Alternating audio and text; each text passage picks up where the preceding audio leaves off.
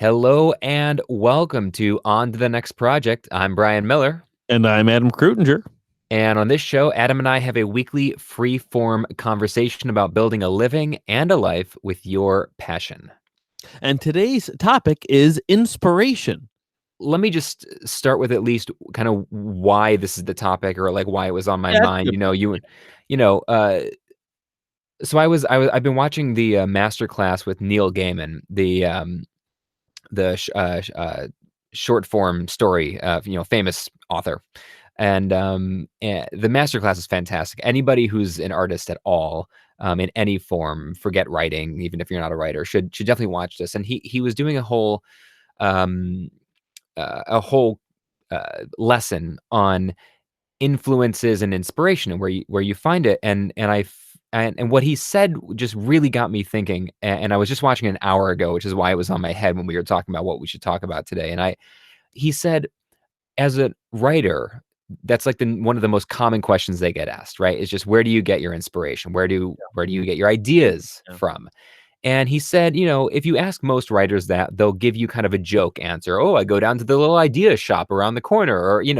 And he said, and I remember as a magician, I used to say similar things to the common questions I get asked about magic. It's easy to make a joke. And then he said something really interesting. He goes, he was in his 7-year-old, there was like his niece's class one time. He was like, the parent that was invited in or whoever, and one of these kids, like a 7-year-old or a 6-year-old, asked him, where do you get your ideas? And he said, I can't give this kid a Yeah. jokey stupid answer because they were asking a serious question, right?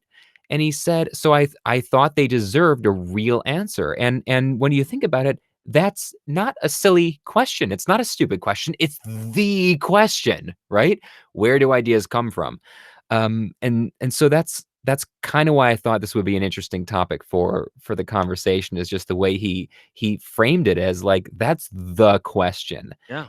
Yeah. And I'm not sure I have a great answer. So I was kind of hoping to hash that Yeah. out No, I right think that's a now. great. I'm glad you started it with that. That's much more interesting. But I'll give you kind of my flavor on that based on what you're saying. I think the problem that people have, because the fact that people ask that question means that it seems like an untouchable thing to them, right? Mm, There are these lucky people that are just endowed with ideas. mm. But I think most people who have ideas and are creative and create things know the truth that an idea isn't like a tree. An idea is more like a seed, right? And you Mhm. got to nurture it, let it grow, and hopefully it'll turn into something really great. And I think the people who are perceived to be the people who have ideas, this is actually kind of, I guess, more so one interpretation of ideas and inspiration, but are just really people who have thought about it and cultivated something and took an idea and turned it into something that is more observable to outside people as an idea, right? That's Yeah, what no, people are impressed with. They're not so much impressed with this because there's a lot of people who have better ideas for books but never wrote the book, right? But yeah, the person who wrote the book is the one getting the question because they've cultivated that idea to an end of some sort or some sort of piece that people can relate to. I think that's such a good point. I think that fundamentally, the like you said, the people we think of as having like ideas, like these genius artists, and like this idea, I think this romantic idea of the genius artist does a lot more harm than it does good. It makes it seem like it's not accessible to you, right? That someone else gets to do that, but I don't get to do that. And I think one of the characteristics of, how to answer that question, where do you find your ideas, is you have ideas. And everybody who asks that question, you have ideas all day, but what you don't do is write them down, right? What you don't do is see if they'll work. What you don't do is fail 100 ideas in a row until one of them actually pans out. What you don't do is get up on stage and risk being really embarrassed, or telling someone that might be willing to invest in your idea because because you're worried they might think it's stupid or uninvestable or whatever, right? And the people who really succeed are the ones who are just willing to take those little thoughts, the stuff that floats in and out of our brain all day, like that internal life, that narrative you just have all day, and Mhm. actually puts those little ideas into action by writing them or telling them to somebody else and just seeing what sticks. Is that No, yeah, because you know what? Again, it's just having the, the the ability to kind of let go of your fears and just give something a try and not be afraid to fail. Because I yeah, remember, like before I ever started making puppets, I saw some puppets that other people built. I was like, "That's untouchable. I'll never be able to do it."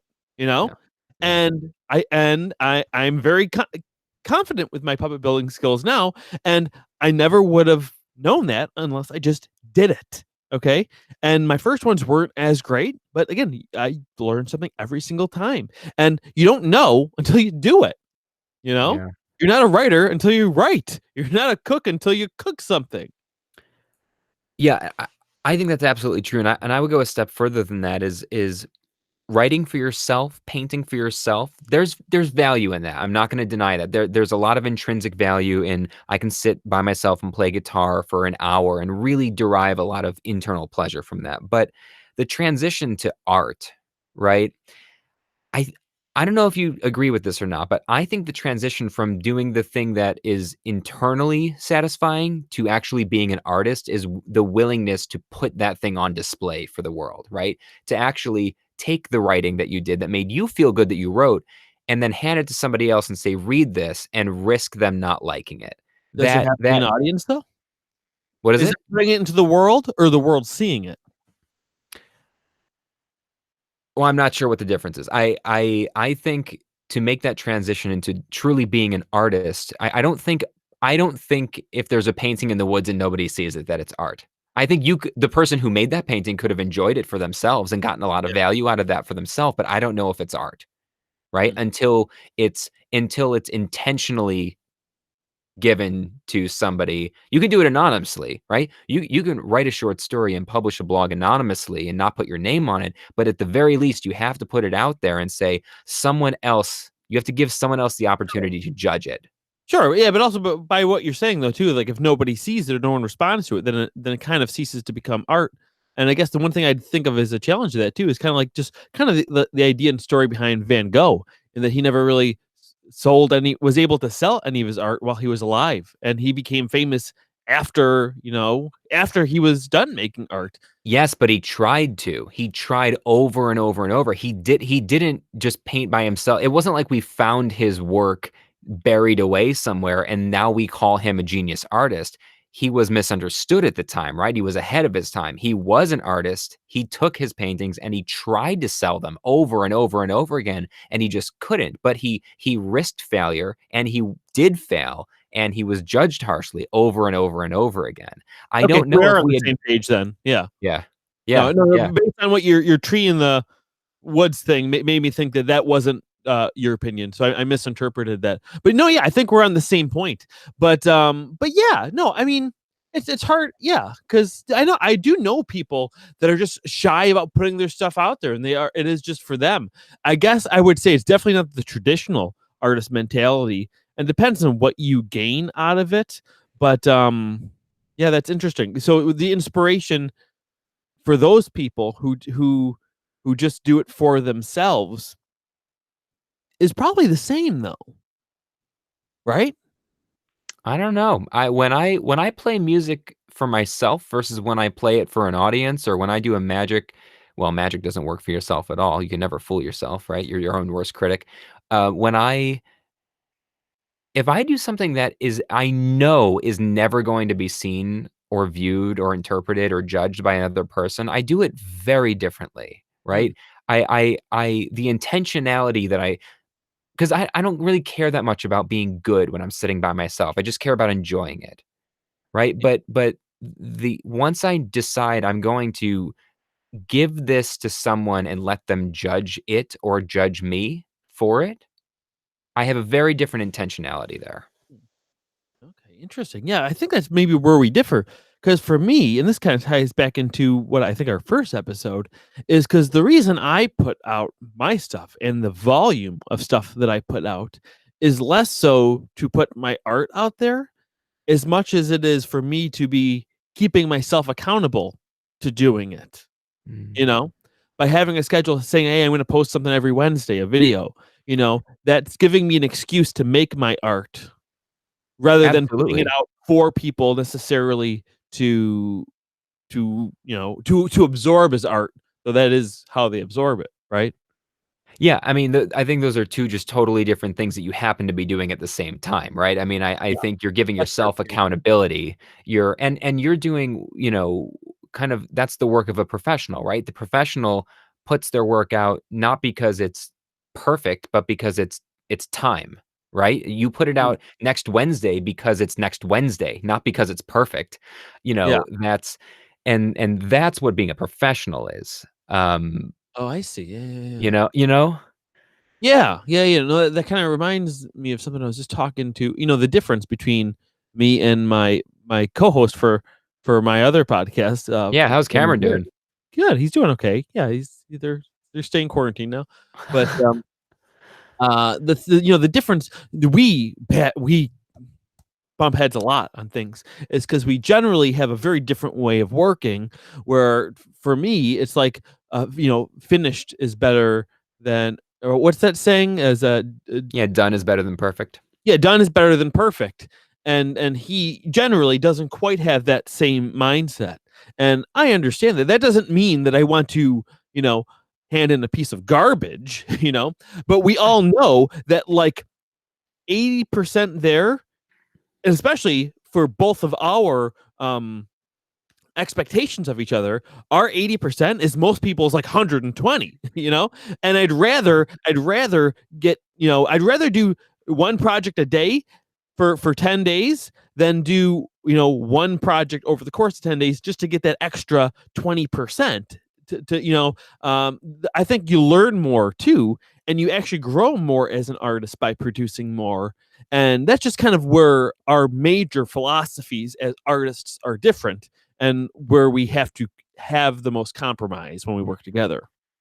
Yeah, and I think it's mostly my fault we went down this tangent, but I think we're running into a slightly different conversation than we started with. Let me pull this back into ideas, and kind of inspiration and where that comes from. So, actually, so this is a good place though. Do you and Cameron, do you find inspiration in the same way, or do you 2 come with totally different ideas, that you have to choose from? Like, how does that work? Because I don't work with creative partners. I work totally solo, and you occasionally, depending on the project, you do work with creative partners.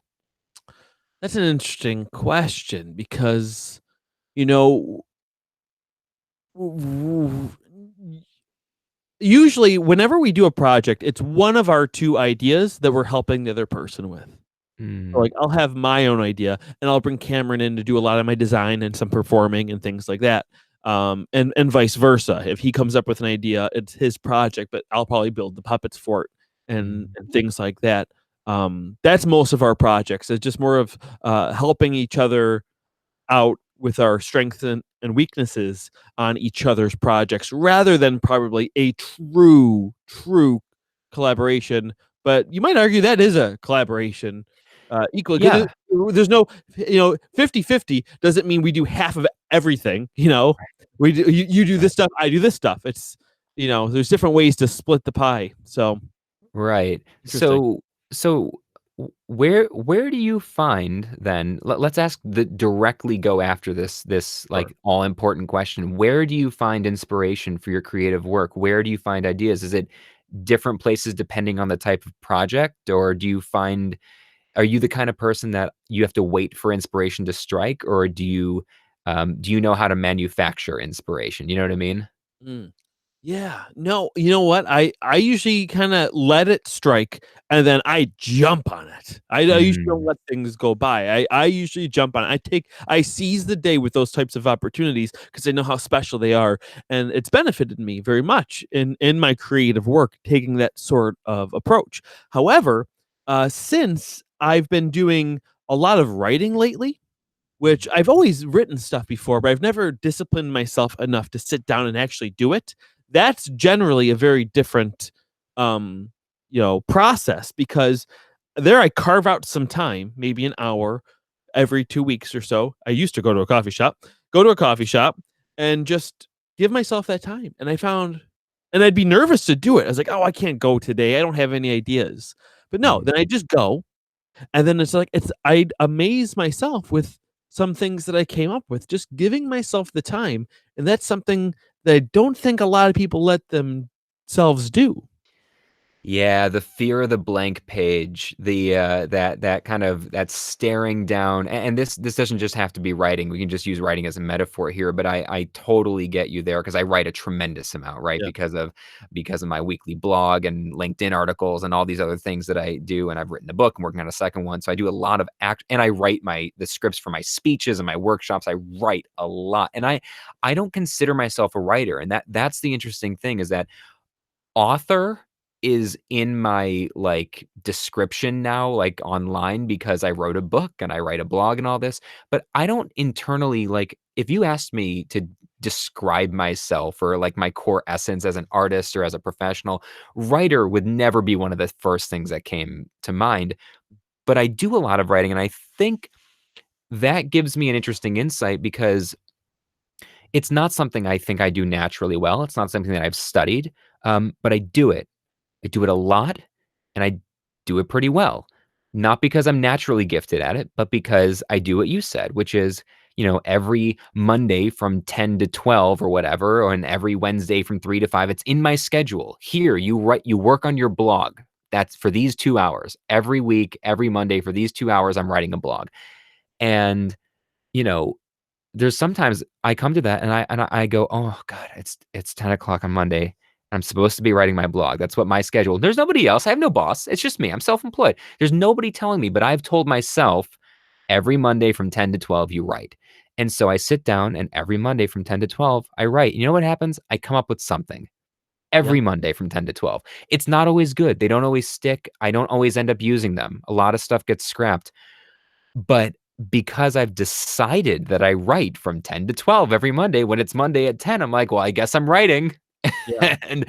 And and especially when you're staring at a blank page, you have to, at some point, just go inside yourself. Your mind, especially if you as you get frustrated, right? I've got no good ideas. The more frustrated you get sometimes, the weirder and deeper your thoughts get, right? And then all of a sudden, something snaps and you go, "Oh, that weird thing happened at the grocery store," and it just gives you an idea. Yeah.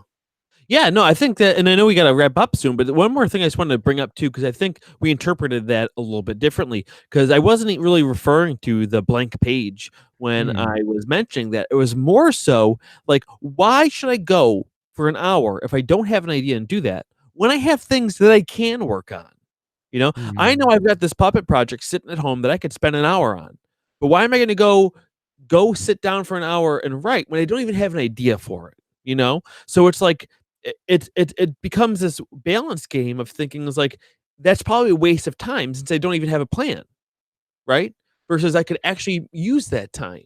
But then again, what I have to keep reminding myself is every time that I've given myself that time, so I've very much appreciated it and been happy with the work that I came up with. And not only that, it inspired new projects that gave me more puppets to build.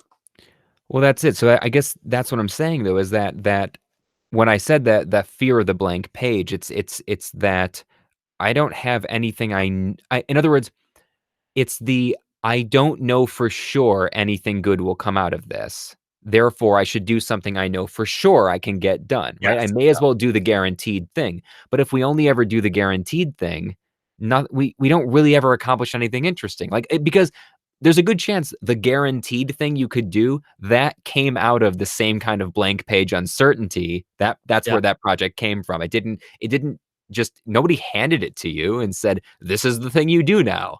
You Yeah. know? Yeah. And you, I know specifically, you in particular, you don't like being you've resisted a lot of the kind of commission work over the years as a puppeteer, as a puppet builder, because you don't like when someone says, "Here, build this for me," Yeah. right? Once in a while I do. Generally, no. I would definitely never ever want that to be my way of making a living. I prefer doing a project like that twice or 3 times a year, maybe, but definitely not all the time. Yeah. I do get some gratification out of it. In the same way that, like, I know you compose music sometimes, but sometimes it's probably nice to just rip on some Van Halen, right? Oh, absolutely, So it absolutely. I kind of love in lo that same way, you know? yeah, I love and y but sometimes you know what that does, and this might kinda wrap us up here, or take us in, a lot of times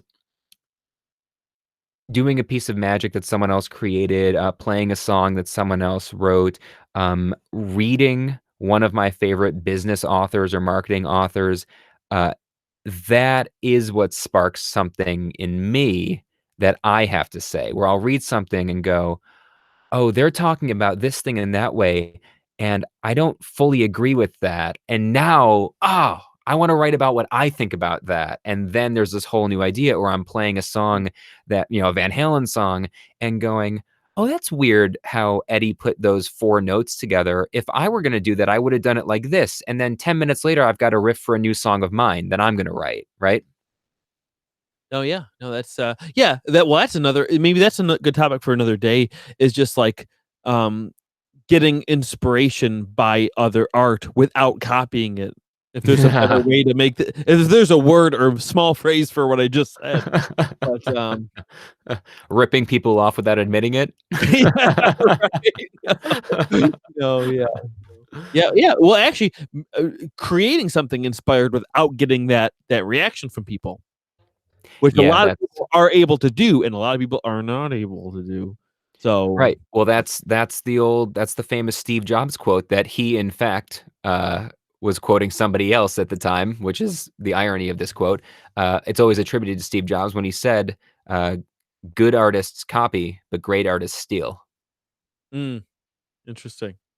But he was Well, I quoting don't somebody condone else. stealing, but I see what you mean. I see what you mean, though. I do see what you mean. But, yeah, Yeah, I guess one more thing I'll put out there, into the yeah. ether for the people listening is, where do you get your inspiration? And, what does that mean to you? How do you interpret that? So, it's beyond just saying what inspires you, it'd be interesting to think about why you actually think that. Yeah, and if you're the kind of person that struggles with it, that struggles with finding inspiration or ideas, what is it that's stopping you? What w w you know, think really hard and let us know in the comments. Like, it really helps to write this stuff out. Like, what is it that stops you? What kind of thoughts do you have, that prevent you from doing that work? Yeah, that Yeah. sounds great. Well, this was great, brother. All right, good to talk to you, and, we'll see Well, you all next week, and until then, on to the on to next the next project. project. We nailed it for the first time.